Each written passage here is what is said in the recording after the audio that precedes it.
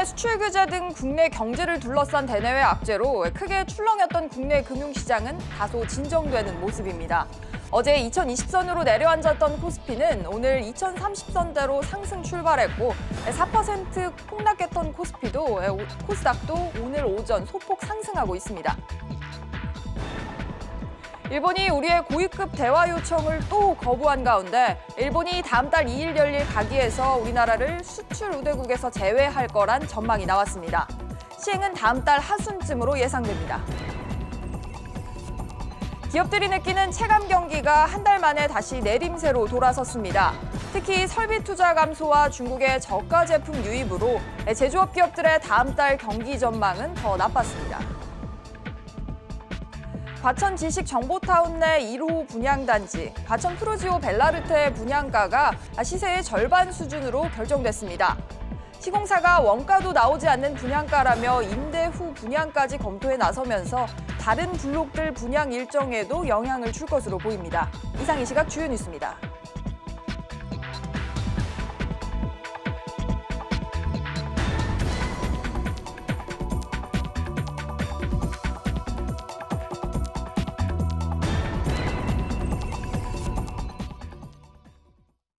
시청자 여러분 안녕하십니까? 뉴스 시작합니다. 첫 소식입니다. 우리나라와 일본의 무역 갈등이 앞으로 한층 더 심화될 것으로 보입니다. 정부는 일본 정부가 곧 우리나라에 추가 경제 보복을 가할 것으로 내다봤는데요. 취재기자 연결해보죠. 권세욱 기자. 네, 권석입니다. 권 기자, 외교부가 일본이 우리나라를 곧 화이트리스트, 수출 우대국에서 제외하는 방안을 곧 처리할 것으로 전망을 했다고요? 네. 외교부는 오늘 국회 외교통일위원회 현안보고를 통해 일본이 한국을 화이트리스트에서 제외하는 방안을 다음 달 2일 가기에서 처리할 가능성이 상당하다고 봤습니다. 이 방안은 일본 가기를 통과한 뒤 일본 내 절차를 거쳐 다음 달 하순쯤 시행될 것으로 예상됩니다. 이에 따라 외교부는 일본 측에 수출 규제 조치 철회와 화이트리스트 제외 추진 중단을 촉구했습니다. 또 대화와 협의를 통해 문제를 외교적으로 해결할 수 있도록 요구하고 있습니다.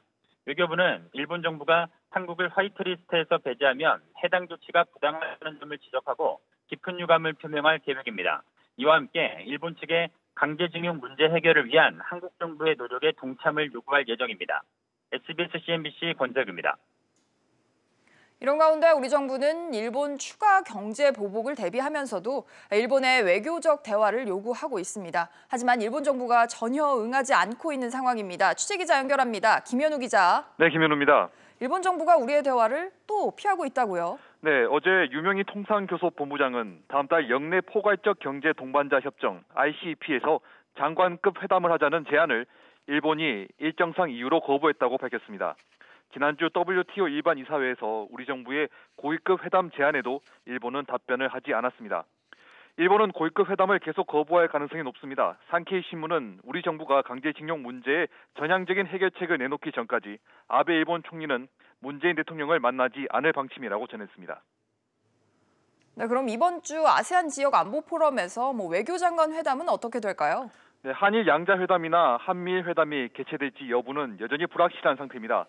한일 두 나라의 입장 차이가 크고 미국도 적극적으로 중재하기는 어렵기 때문에 회담이 개최되더라도 해법이 나올 확률은 낮습니다. 강경화 외교부 장관이 고노다로 일본 외무상에게 수출 규제 조치의 부당함과 철회를 촉구하는 자리에 머물 것이란 우려가 나오고 있습니다. 네, 만약에 일본이 추가 보복 조치를 한다면 정부는 어떻게 대응하겠다는 입장입니까? 내일 일본 수출 규제 대책 민관정 협의회가 출범해 첫 회의를 가집니다. 민간에서는 경제단체장들과 양대 노조 위원장, 정부에서는 홍남기 경제부총리 등 경제수장이, 그리고 당에서는 추천 인사들이 참여합니다. 협의회에서 현장 어려움을 빨리 파악해 대책을 신속하게 내놓을 방침입니다. 또 당정청은 일본 경제 보복 대응 방안을 곧 발표할 계획입니다. SBS CNBC 김현우입니다. 네, 어제 급락했던 우리 금융시장은 이제 안정세를 찾아가는 모습입니다. 현재 상황 어떤지 취재기자 연결합니다. 김성현 기자. 네, 김성현입니다. 네, 코스피와 코스닥이 상승세 움직임을 보이고 있죠. 네, 그렇습니다. 미중 무역 분쟁과 일본의 수출 규제에 하락했던 코스피와 코스닥은 전날 하락폭을 줄이며 상승하는 모습인데요. 전날 코스피는 1.78%, 코스닥은 4% 하락 마감한 두 지수는 장 초반 외국인 투자자의 순매수에 강보합을 유지하고 있습니다. 코스피는 전거래일보다 0.29% 상승한 2035.32로 출발해 2030선은 회복했고 소폭 상승 흐름을 이어가고 있는데요. 코스피 시가총액 상위 종목인 삼성전자와 SK하이닉스 등 반도체주가 상승세를 이끌고 있습니다. 코스닥도 장 초반 소폭이나마 회복세를 보이고 있는데요. 코스닥은 전거래일보다 0.35% 상승한 620.33으로 출발해 소폭 상승하고 있습니다. 코스닥 역시 외국인 투자자들이 순매수로 돌아서면서 상승폭을 이끌고 있는 모습입니다. 그렇군요. 외환 시장 분위기는 어떻습니까? 네, 원달러 환율이 소폭 하락하고 있는데요. 서울 외환시장에서 원달러 환율은 전날보다 50전 상승한 1184원의 장을 출발한 뒤 하락세로 돌아섰습니다. 미국 연방공개시장위원회와 일본의 화이트리스트 제외 결정 등 대외 이벤트를 앞두고 관망 장세가 영향을 준 것으로 분석됩니다. SBS CNBC 김상현입니다. 한국의 전자산업이 반도체 덕분에 일본을 제치고 3위에 올랐습니다. 하지만 우리가 일본 수출 규제에 발목이 잡혀 있는 상황에서 우리 경쟁업체들은 잇따라 대규모 투자를 발표해서 앞으로 전망은 밝지가 않습니다. 취재기자 연결하겠습니다. 오수영 기자. 네, 오수영입니다. 네, 우선 우리 전자산업 얼마나 커졌습니까? 네, 오늘 나온 전자산업 주요국 생산 동향 보고서에 따르면 지난해 우리나라 전자산업 생산액은 5년 전보다 53% 늘어난 1,711억 달러였습니다. 같은 기간 1,344만 달러에서 1,194만 달러로 줄어든 일본을 제치고 중국과 미국에 이어 세계 3위로 뛰어올랐습니다. 이는 반도체 호황 덕분이었는데요. 반도체가 포함된 전자부품 생산액이 급증하면서 전체 전자산업에서의 비중은 5년 전보다 18% 넘게 늘어난 77.3%에 달했습니다.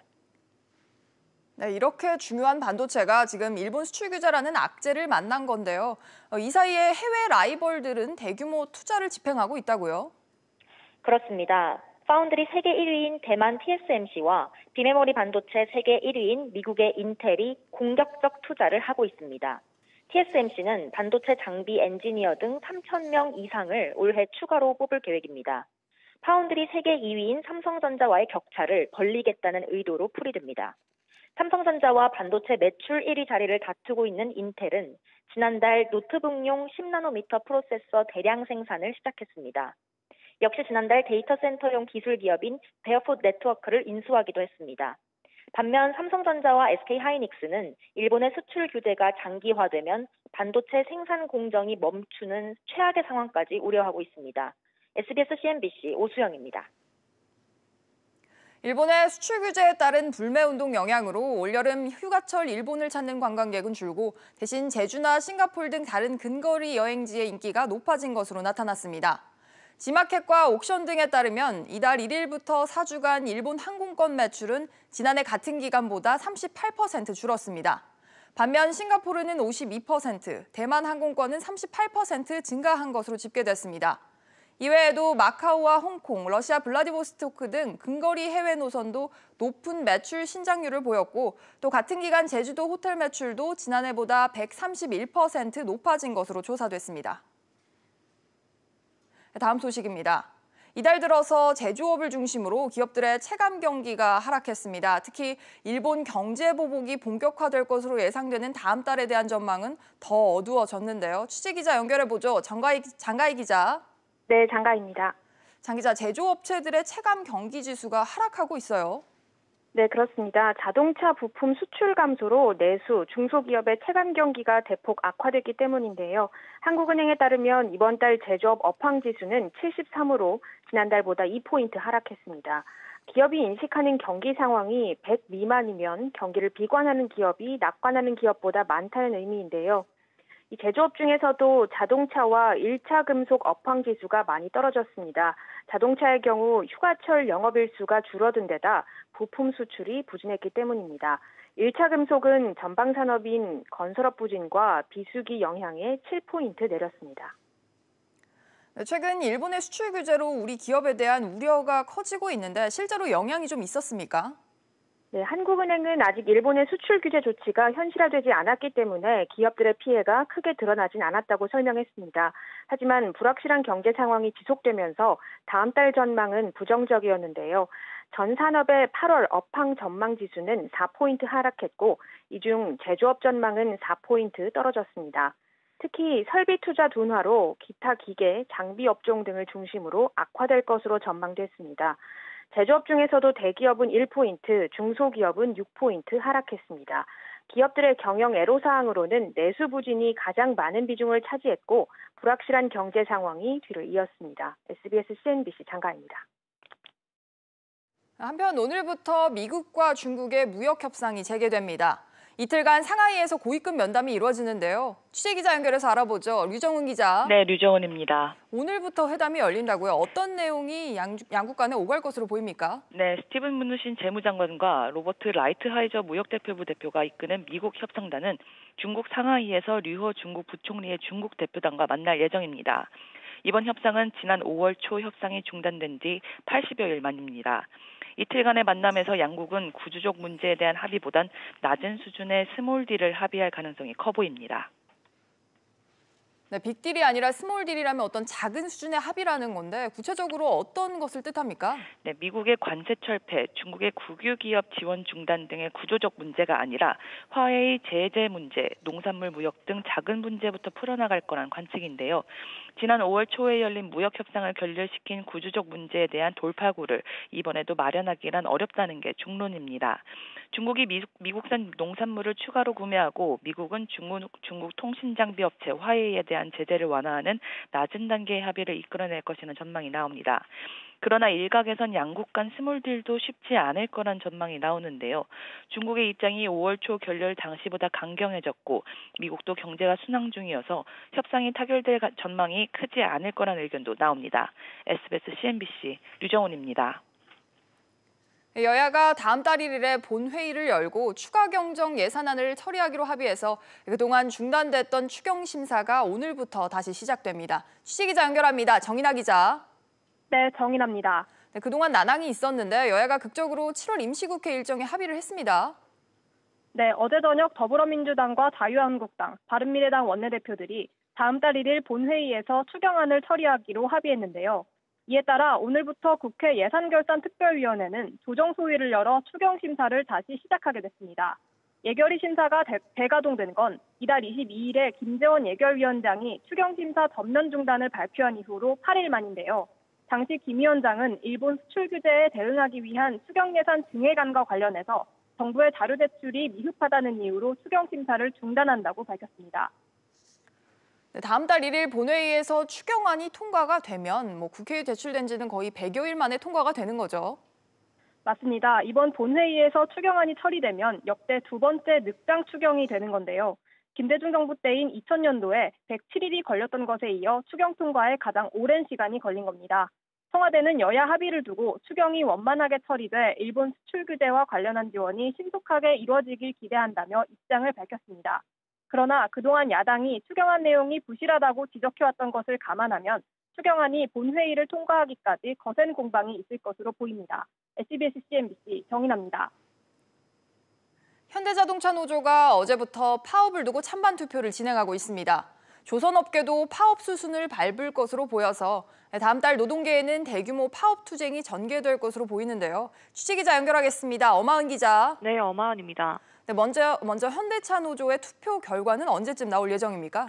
네, 현대차 노조는 오늘까지 파업 찬반 투표를 진행합니다. 오늘은 전체 조합원 5만 명을 대상으로 투표가 이뤄지며 밤 늦게 결과가 나올 것으로 예상됩니다.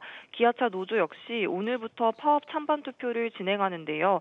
현대기아차 노조 집행부는 다음 달 5일에서 9일 휴가를 앞두고 쟁의행위 안건을 가결시킨 뒤 공장이 정상 가동되는 다음 달 12일부터 파업 시기 등을 확정하기로 했습니다.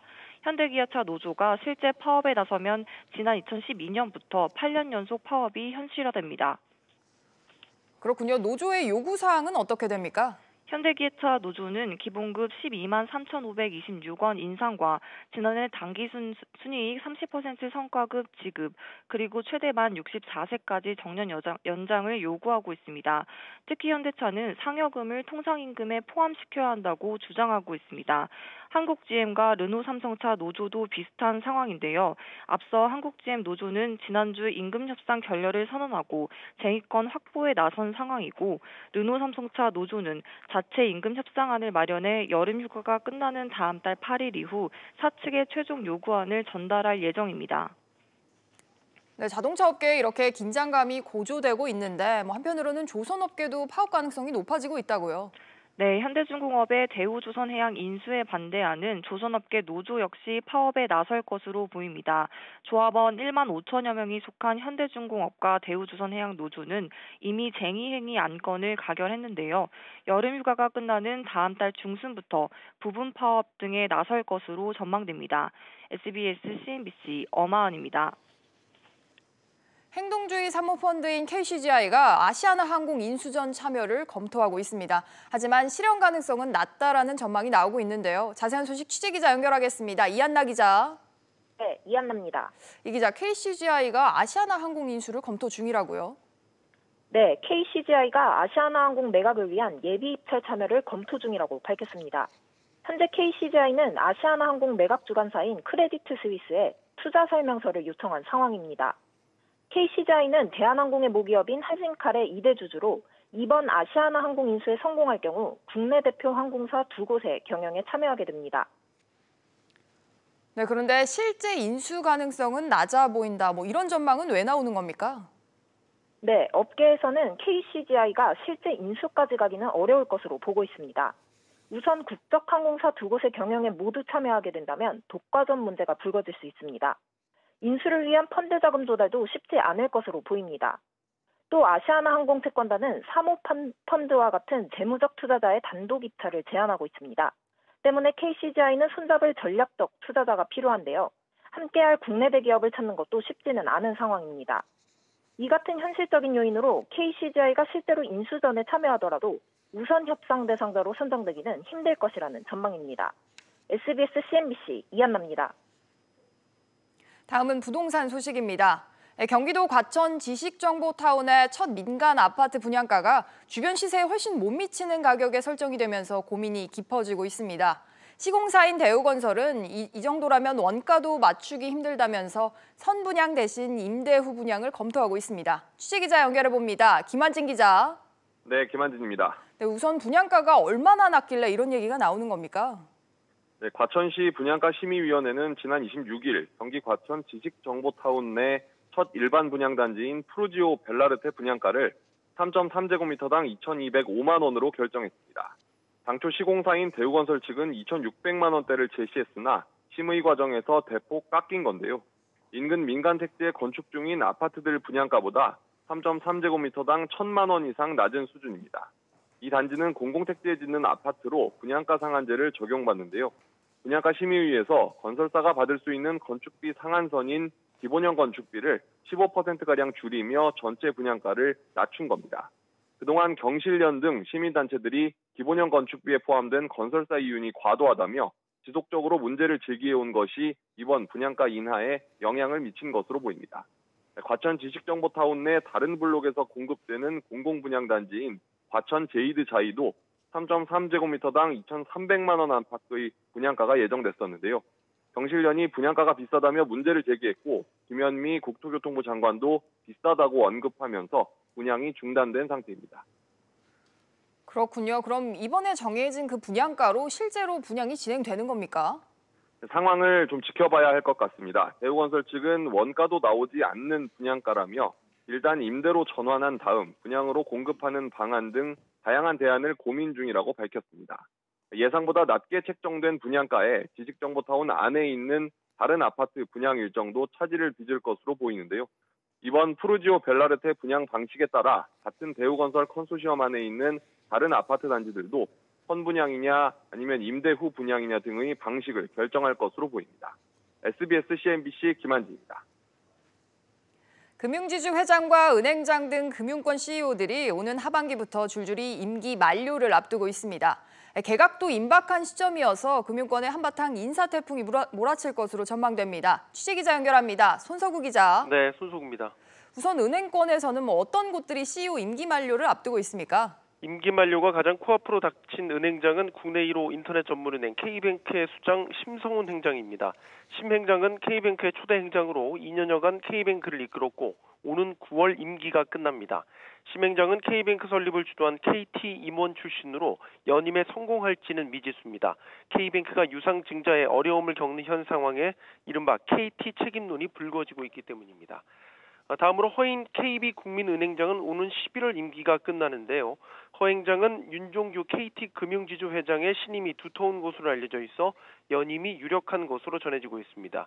윤 회장의 임기가 끝나는 내년 11월까지 두 사람이 함께할 것이라는 게 금융권의 대체적인 시각입니다.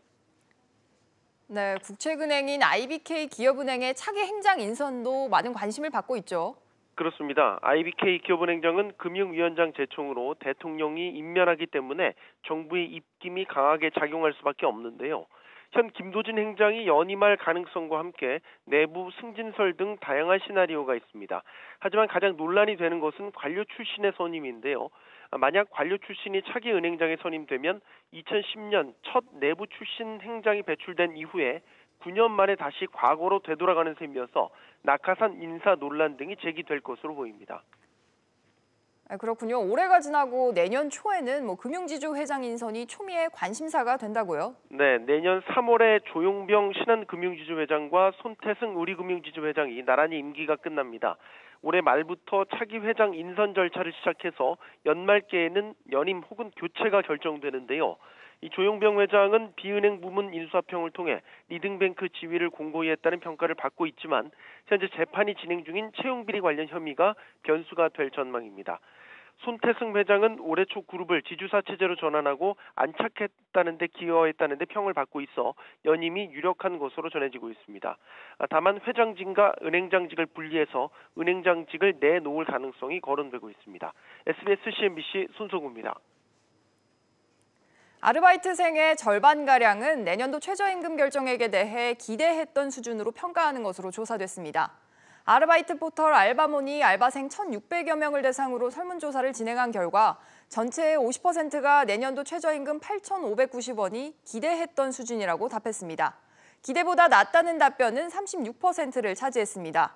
또 최저임금 인상에 따른 고용주의 어려움에 공감하느냐에 대해서는 응답자의 80%가 그렇다라고 답했습니다. 아내가 출산할 때 남편이 휴가를 내는 아빠 출산 휴가가 대기업을 중심으로 확산되고 있습니다. SK 계열사들은 이번 달부터 기존 3일이었던 배우자 유급 출산 휴가를 최대 열흘로 확대했습니다. 삼성전자도 아내가 쌍둥이를 출산할 경우 배우자 유급 휴가를 기존 10일에서 20일로 확대해 시행하고 있습니다. 한화그룹 계열사는 지난달부터 아빠 출산 휴가 1개월 사용을 의무화했습니다.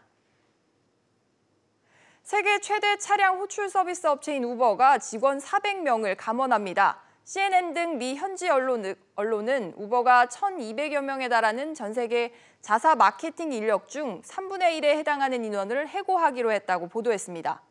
우버는 올해 5월 미 뉴욕 증권거래소의 상장 이후 재무 상황 악화로 경영 압박을 받아왔습니다. 증시 상황입니다. 어제 급락했던 국내 증시 오늘은 회복하고 있는 모습을 보이고 있습니다. 코스피가 0.63% 상승하며 2,042포인트를 보여주고 있고요. 코스닥 같은 경우는 2.58% 상승세 628포인트 나타내고 있습니다. 오늘 눈에 띄는 종목들 함께 살펴보시죠. 먼저 SK 같습니다. 2분기 영업이익이 급등한 실적 발표에 강세를 보이고 있는데요. 현재 3.19% 상승세 보여주고 있습니다. 모나미 같은 경우도 상승세입니다. 지금 모나미와 하이트진로, 일본 불매운동의 수혜주로 꼽히고 있는데요. 두 종목 모두 52주 신고가를 경신했습니다. 모나미 같은 경우 현재 16% 오름세 보여주고 있고요. 하이트진로는 조금 빠졌습니다. 1.24% 하락하며 21,600원에 거래되고 있습니다. 현대차 같은 경우에도 상승 반전했습니다. 현대차 노조가 이틀에 걸쳐 파업 찬반 투표를 진행 중입니다. 투표 결과가 오늘 밤 늦게 나올 예정인데요. 현재는 0.39% 상승세 보여주고 있습니다. 마지막으로 아시아나항공 보겠습니다. KCGI가 아시아나항공 인수전에 참여를 검토하고 있다는 소식이 올라왔습니다. 현재 0.5% 오르며 6,030원에 거래되고 있습니다. 지금까지 증시 상황이었습니다. 오늘 오전 뉴스는 여기까지입니다. 여러분 고맙습니다.